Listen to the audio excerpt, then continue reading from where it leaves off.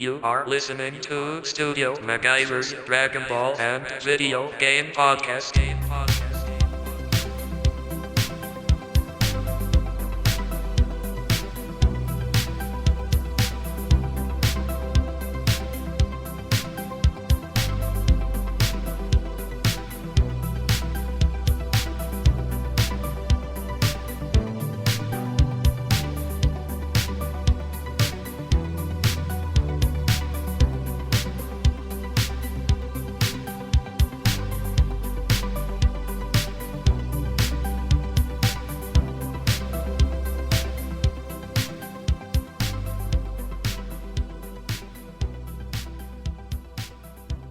What's up, guys? It's your boy, once again, Studio MacGyver, and you are listening to Studio MacGyver's Dragon Ball and Video Game Podcast.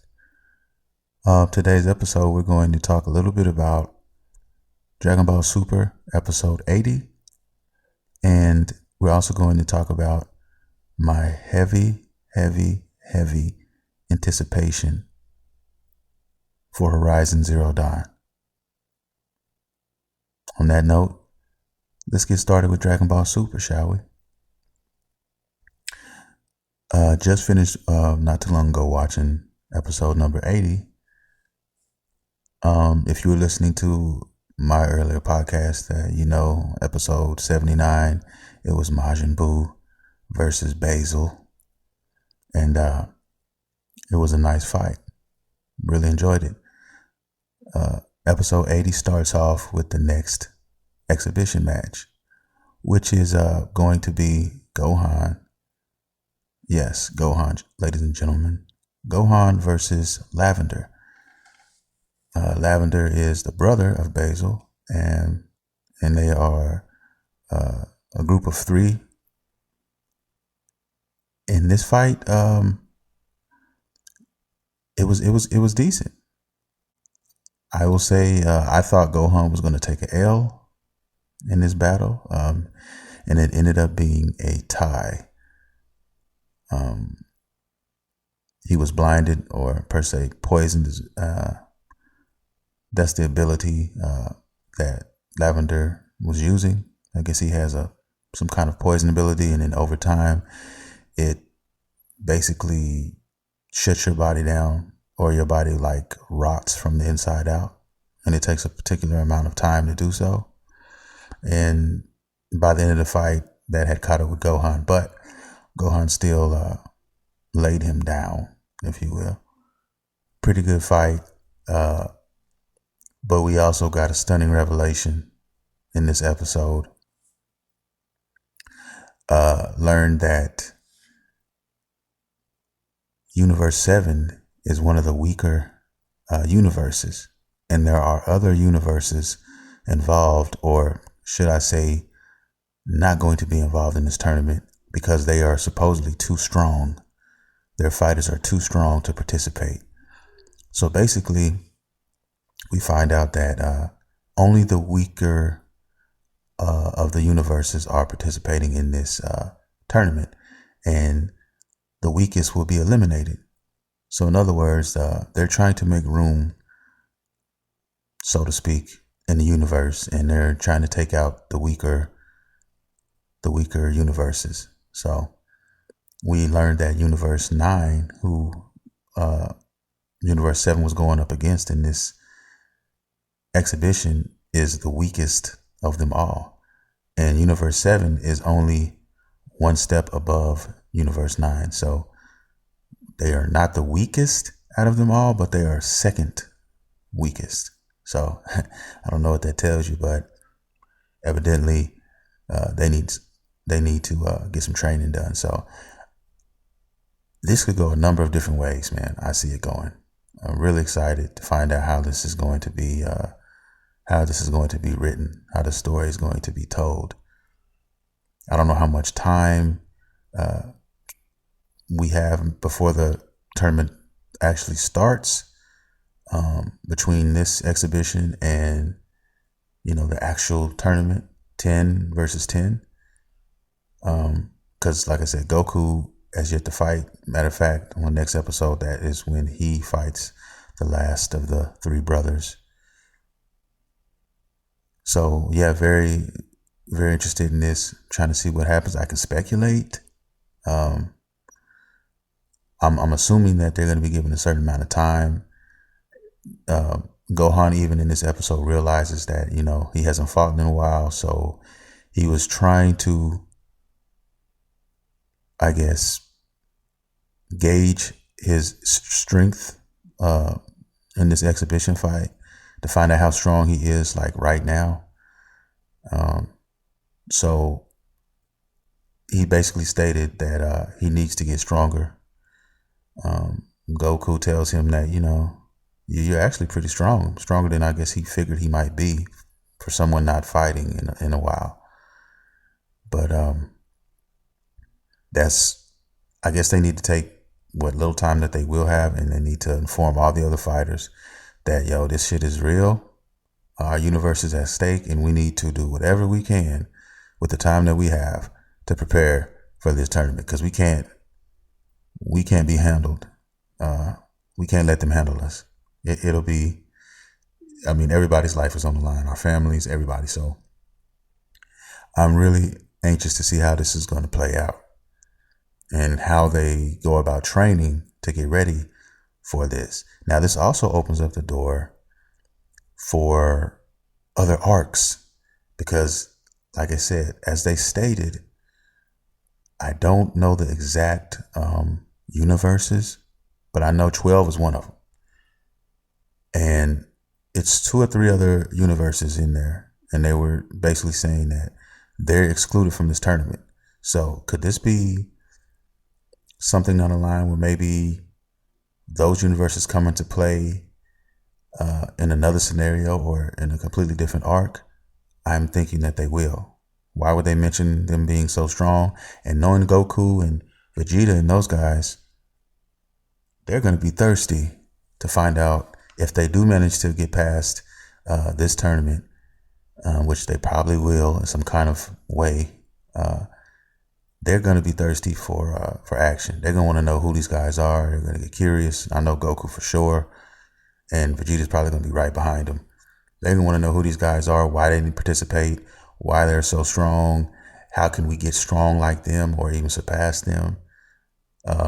And it might be a point or a situation where they won't even have to worry about that. Maybe something happens and somebody from those universes decides that they want to bully some of the other universes or some of the AKA weaker universes, and then, step into their background or backyard and get into some gangster shit. You know what I mean? I see something playing out to where, if Universe 7 does take the tournament, I see like Universe 12, one of the ones excluded from the tournament because they are too strong, that, they're wondering, oh, well, these guys, won. They might have some decent prospects, let's go fuck with them. Well, who knows? That's just me from the outside looking in and taking a shot in the dark. But like I said, it's exciting to know that they can take this in so many different directions if they needed to. They're opening the door for a lot of different possibilities, and I'm very, very, very excited about that. Pretty much as far as the rest of the episode, that's the basis of that episode 80. Gohan got to test his skills, and he went Super Saiyan. He didn't go Mystic. So I don't know if he can't go Mystic anymore, because supposedly he put his strength to the limit and he just went Super Saiyan. So maybe he needs to go back into training to get that Mystic form back. I think that's what's going to happen.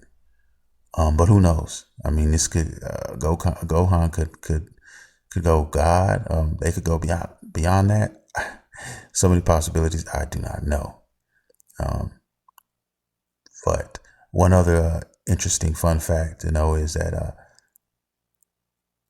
even though all the universes who lose and their universes will be destroyed, the only survivors of those universes are the angels. Yes. So the God of Destructions will be killed along with, those universes and their worlds. But the only ones whose lives will be spared are the angels. So Vados is going to be spared, Whis and all the other ones like them. So that was kind of cool. That was kind of crazy. So Beerus and all the other guys, they're freaking out right now. All their foreheads are wet. The armpits are probably wet too. Perspiration. They're nervous. They're shook. I got them shook right now. So we shall see how this goes. Can't wait. I really can't wait.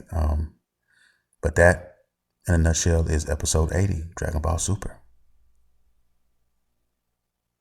Now, let's get into something else. I am proud to let my listeners know that as of maybe 20 minutes ago, I bought my copy of Horizon Zero Dawn, and it is downloading as we speak on my PS4. Yes.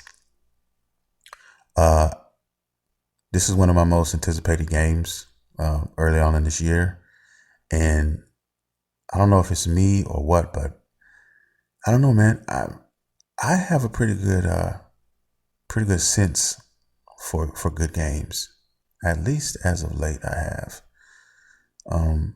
In other words, pretty much all the games in my mind that I conceive as being good games or anticipating being good games, they end up being just that. I don't know, it's just something about Horizon Zero Dawn. And what's so funny is a lot of my friends are talking about they're not going to play it. Now, just bear in mind that we're all different gamers in a sense. There's all kind of gamers out there. There's those adventure guys who like to play action adventure RPGs. There's shooters. There's, you have puzzlers. There's platformers. So, hey, I can't hate that. But this is one of those games, man. And I felt this when I first saw it. This is one of those games that's going to do something special. This is one of those games that I think is going to change the game, literally.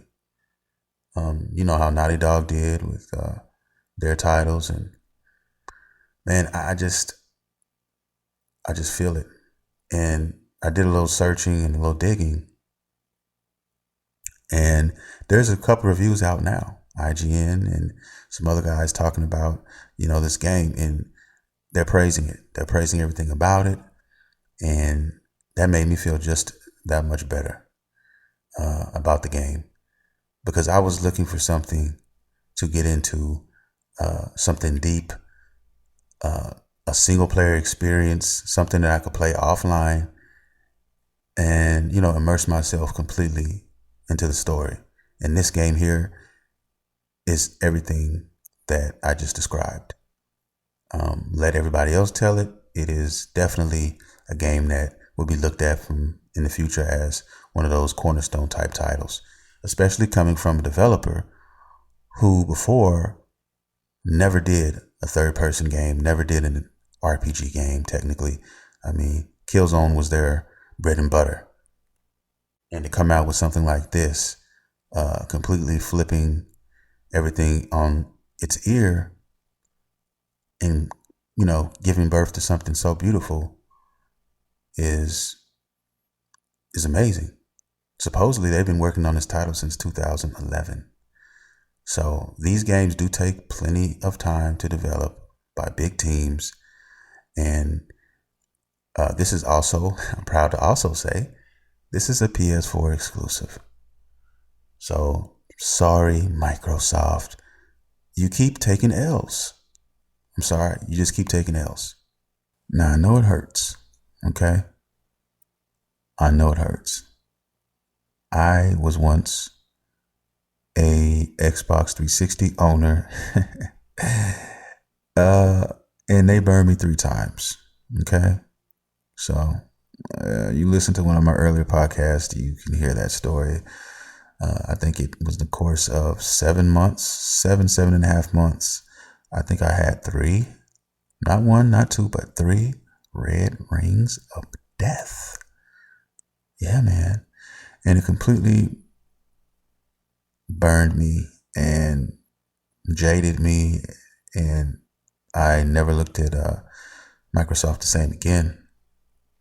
And plus, for my type of game that I like, a lot of the stuff that I like outside of gaming, anime, and those type of things, Microsoft is not the system for that anyway, especially going into the future. I mean, Sony, that's what Sony is about. That's what they embody, man. I mean, and they have the best first party games, man. They do. They're just a better company when it comes to making games, man. Better content.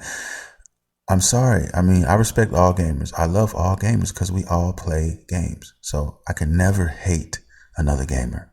Okay? We are all a family, in my opinion, in some strange way because we all like the game. But there is an immediate family as well.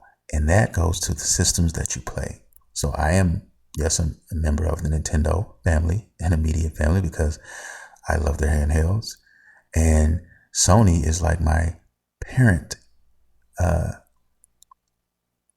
system, if you will. That's the daddy of them all. I like to call it the dark side. It's never too late to come to the dark side. Xbox players, okay? PC players, hey, you're in your own zone. You know what I mean? And I'll leave you guys where you're at, okay? But if you want an exclusive and you want some of the best exclusives, you need to come over to the dark side, man. Sony all day. Which brings me back to my point about Horizon Zero Dawn, a PlayStation exclusive. My anticipation for this game, it's astoundingly high, and my cup runneth over with joy right now, because when I get off work Monday, it's going down.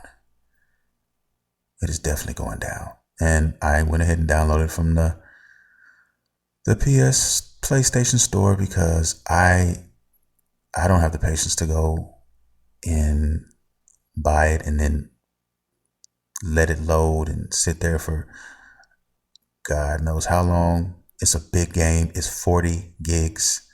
So I'm not gonna be waiting 3 hours, 4 hours, man, for the game to download. I want it ready to play now. Yeah. And plus the hours that I work, I don't get off until 1 a.m. So the midnight release, if they had one, if GameStop had one, I would definitely miss that. So I would have to go to Walmart to get it after work, and I don't have the patience. So I went ahead and paid for it at the PS Store, PlayStation Store, and it will be ready to play as soon as I get home. I can't wait. That at least is something I look forward to on a Monday night, when most typical Mondays are dreadful for most of us. Nobody's really trying to see Monday. So at least I know when I get off work, then I have Horizon Zero Dawn to kiss me on my forehead like a small child and tell me everything's going to be okay. Yeah. So with that being said, guys, I mean, I don't know what else to say. I've just heard nothing but great things about this game. If you guys have not heard anything about it, there are a lot of reviews out now, spoiler free, that you guys can check out if you're curious about this game and you are looking for something to play. A lot of people, hey, don't blame yourself. Don't blame yourself if you've not heard about this game or if you forgot about it. I mean, it's okay. But if you are an action adventure game player like me, that's my favorite genre of game. So, open world, plenty of hours to sink into it, good story, The Witcher 3, you know what I'm saying? Those type of games, that's me all day. So if you're looking for something like that, something to immerse yourself into, I mean, by all means, this is the game for you, man. I'm telling you right now. I'm telling you, this game is going to be a classic. Everybody's already saying that. And, you know, I don't want to get spoiled, but the things that I saw, I can't wait to dive into it. The story looks like it's going to be so awesome. Yeah, man. And it's a PS4 exclusive. A lot of people, I feel for it because they're not going to get to experience this. This is one of those games where I think we're going to see sequels. I don't know anything about DLC. There hasn't been anything hinted of DLC. But I'm pretty sure that in a week from now, I mean, I'm sure that a sequel or DLC, whatever, is going to get greenlit. They're going to get the green light. Yeah, no question. I think that's gonna do it, man, for my podcast today, episode number 9. I just wanted to touch base with you guys on number 80 of Dragon Ball Super, talk a little bit about that, which we did, and then my anticipation for Horizon Zero Dawn and how important I think this game is going to be. Yeah, I think this is going to be a very, very, very important game, and it needs to be played. It needs to be experienced. I think this is one of those games that falls in the category of The Last Guardian, in my opinion, for completely different reasons as far as the type of game that it is. But they have a lot of the same elements, I feel, from just looking on the outside, because like I said, I haven't played this yet. But everything in my gut tells me that this game is going to be phenomenal. No question. So it's one of those games where this is one of the only games that this and Mass Effect are the only two that I say that already have my money. I've said that on a previous podcast, and I'll say it again. This one already had my money. I just knew it was going to be great. So I bought it. And Mass Effect, I'm going to do that too because I'm a big Mass Effect fan. So, but this game here, you guys, go rent it. Go hit it up at a red box if you need to. If you don't want to completely buy the whole game. I mean, but you need to play this, okay? Make that happen. All right. I'm going to get out of here. I got some other things I need to take care of. I got guitar lessons. I got, just some other stuff to do. I think I'm going to play a little WWE 2K17. Haven't played that in a while. See what's cracking out there in those wrestling streets. But yeah, man. I just want to say, if you guys want to get a hold of me, if you want to comment, if you have any questions, if you want them answered or talked about on this podcast, all you got to do is hit me on Twitter, Studio MacGyver, or you can email me, Studio MacGyver Music with a K @yahoo.com. With that being said, I am your host, Studio MacGyver, and you have been listening to Studio MacGyver's Dragon Ball and Video Game Podcast. See you next time.